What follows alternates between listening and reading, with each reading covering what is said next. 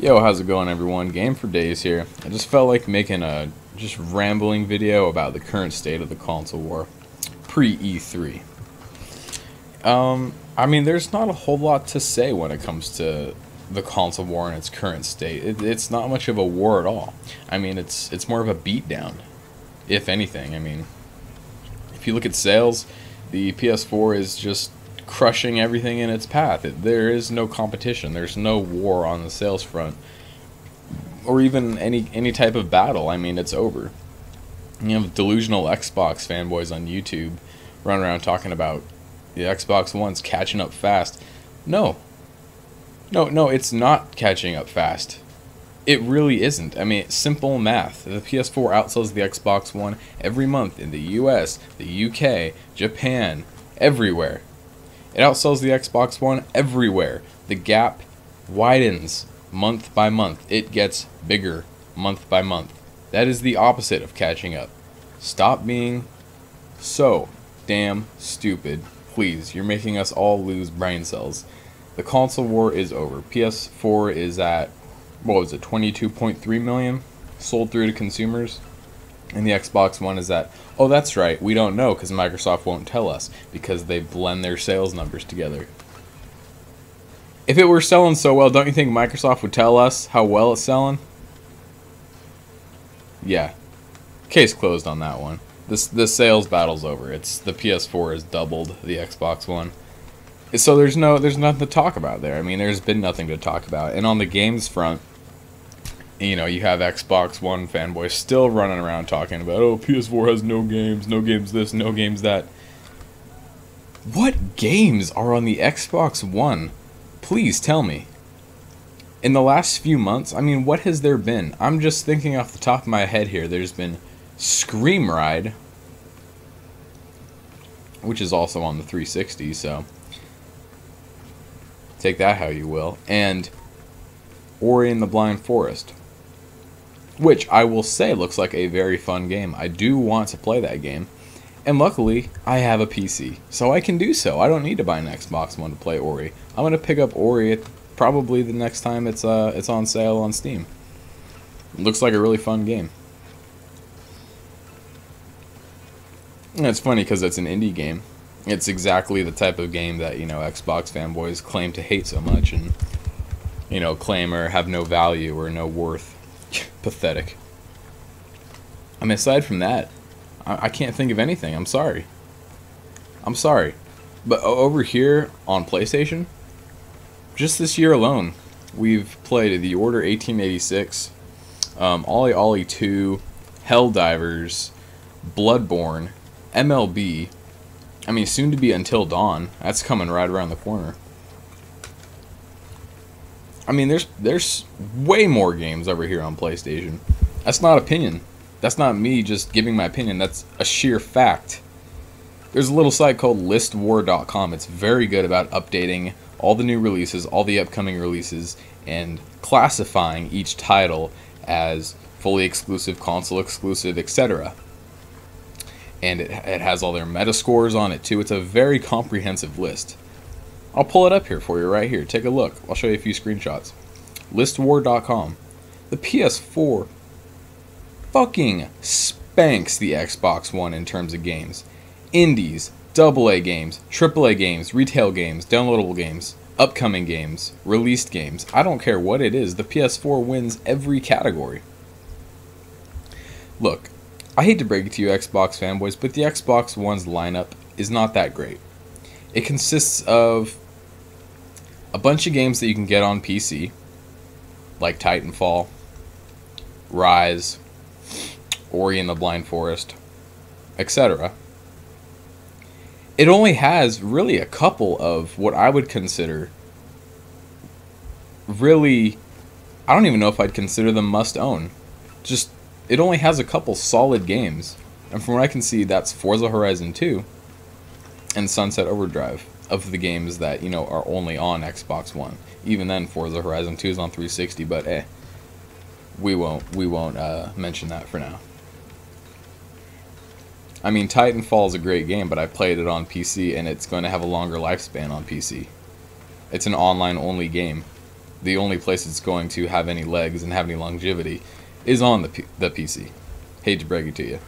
So there's Forza Horizon 2 and Sunset Overdrive. That's pretty weak, man. That's pretty weak.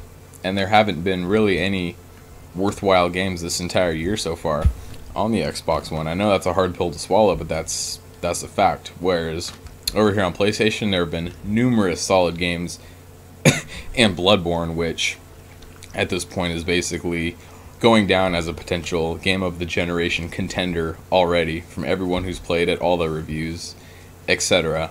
It's a phenomenal masterpiece. If it's not your type of game, hey, it's not your type of game, but I'm sorry, it is what it is. Game of the generation candidate, game of the year candidate, etc. It's a masterpiece. And that goes a long way. I've put 100 hours into it. It's simply a masterpiece. And at the end of the day, this is a pre-E3, state of the console war video, and a lot can change. And I hope some things change, because as it stands right now, I have no reason to buy an Xbox One. The PlayStation 4 is through and through the better console. Through and through. And I hope that changes after E3. I want to see some good stuff coming out of the Microsoft camp, because at the end of the day, I'm a gamer, man. I want to see Microsoft bring some good shit that makes me go, holy fuck, like, I need these games. I need to go buy an Xbox One because I can't get these on the PC, for example. You know what I'm saying? I need to get an Xbox One because I need to play these games. Microsoft has absolutely failed at doing that this entire generation. I'm sorry, but it's the truth. I'm very sorry. Multiplats run better on PS4. PS4 has had more games overall, more games this year. And Microsoft seems to have this weird philosophy of, we're only going to give you games during the holiday seasons. And it's funny because Xbox fanboys eat that shit up. You know what that is? That's just Microsoft's business strategy. It's just their marketing strategy. They want to promote the hell out of their consoles, lower the price, and have games during the holiday season. And that's all well and good, but what about the rest of the year? You guys don't have anything to play. And PlayStation gamers have been playing plenty of games this year. And it's so obvious. I mean, all you gotta do is take a look at the Xbox fanboys here on YouTube. Take a look at these Xbots, man. What are they talking about? PlayStation and Sony. All they discuss, all they talk about, hour-long podcasts. Sony this, PlayStation that, PlayStation this, Sony that. That's all they talk about. Because there ain't shit going on over on Xbox right now. And I know that hurts. I know that stings a bit, but it's just the truth. So like I said, man, it's just pathetic. And all you gotta do is take a step back and realize that, beating your chest over holiday games, okay, but the point is to have games throughout the year. Don't be such a sucker and just eat up and lap up Microsoft's marketing and how they choose to conduct business. That's just their marketing strategy. They want to do a holiday push. Therefore, you get no games for the rest of the year that isn't the holidays. I mean, you Xbox families were talking about your holiday lineup in January. It's pathetic. It's pathetic. So like I said, I hope Microsoft brings the heat this E3. I don't think they will, because they haven't for a very long time. And don't get me wrong, neither has Sony. I mean, E3 is generally pretty boring these days.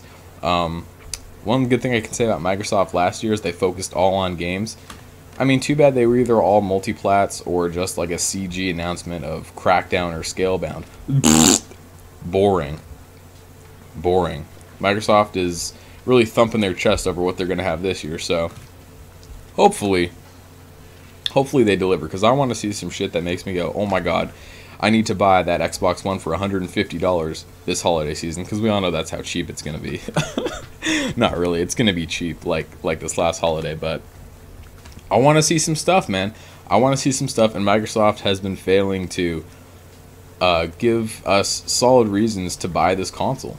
And that goes for Sony too. I want Sony to show some good stuff too. I want them to show all these IPs that are supposedly in the works. But as it stands right now, the Xbox One has maybe 2 must-own games, 2 solid reasons to own the console, and that is pathetic to me. That is not worth it. That console is not worth owning right now. Point blank. And this holiday lineup, yes, it looks decent for the Xbox One. Will Rise of the Tomb Raider come to the PS4? Probably. Considering Phil Spencer has already confirmed it has a duration. I am inclined to say that game is coming to the PS4. And if that game does in fact come to the PS4, well then that makes the Xbox One's lineup even less impressive. I mean, this holiday there's going to be Forza 6.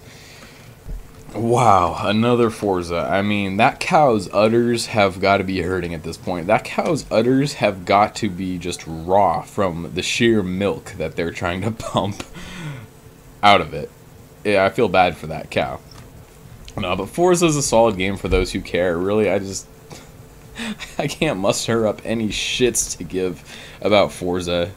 I mean, driving games are just fun to pass time, but they're only really great for enthusiasts, in my opinion. Forza, Drive Club, Project Cars, they're $20 games to me that I can just pass the time with. And Halo 5. I mean, Halo 5 is going to be a good game, of course, but, yeah. And then Rise of the Tomb Raider, so there's those 3 games, but like I said, if Rise of the Tomb Raider ends up coming to the PS4, then yeah, it's going to be even less of a reason to own the Xbox One. So, I mean, Microsoft needs to step up their game. That goes for Sony as well. Sony needs to bring the goods too. I was unimpressed with Sony last E3. I was unimpressed with Microsoft last E3. Just boring all around.